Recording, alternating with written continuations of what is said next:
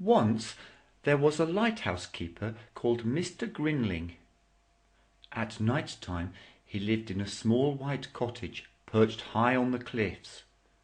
In the daytime he rowed out to his lighthouse to clean and polish the light.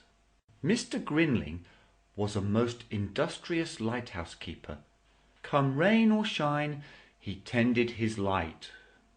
Sometimes at night, as Mr. Grinling lay sleeping in his warm bed, the ships would toot to tell him that the light was shining brightly and clearly out to sea. Each morning, while Mr. Grinling polished the light, Mrs. Grinling worked in the kitchen of the little white cottage on the cliffs, concocting a delicious lunch for him. Once she had prepared the lunch, she packed it into a special basket and clipped it onto the wire that ran from the little white cottage to the lighthouse on the rocks. But one Monday something terrible happened.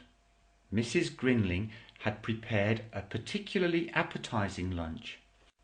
She had made a mixed seafood salad, a lighthouse sandwich, cold chicken garni, sausages and crisps, peach surprise, iced sea biscuits, drinks and assorted fruit. She put the lunch in the basket as usual and sent it down the wire. But the lunch did not arrive.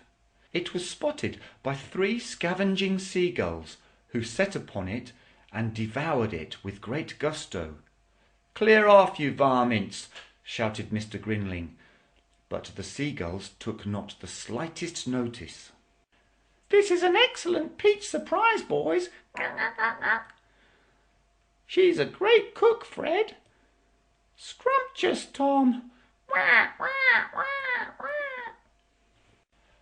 That evening, Mr. and Mrs. Grinling decided on a plan to baffle the seagulls. "Tomorrow I shall tie the napkin to the basket," said Mrs. Grinling. "Of course, my dear," agreed Mr. Grinling. "A sound plan." "They'll have to try harder than this to stop us, Bert."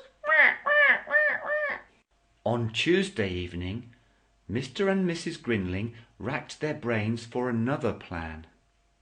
"They are a brazen lot, those seagulls," said Mrs. Grinling. "Brazen indeed," said Mr. Grinling. "What shall we do?" "Our cat does not appear to like seagulls," said Mrs. Grinling. "No, my dear," said Mr. Grinling. "Hamish is an accomplished seagull chaser." "Of course," exclaimed Mrs. Grinling. "Tomorrow Hamish can guard the lunch." "A most ingenious plan," agreed Mr. Grinling. Hamish did not think that this plan was ingenious at all. He spat and hissed as Mrs. Grinling secured him into the basket. "There, there, Hamish," said Mrs. Grinling consolingly.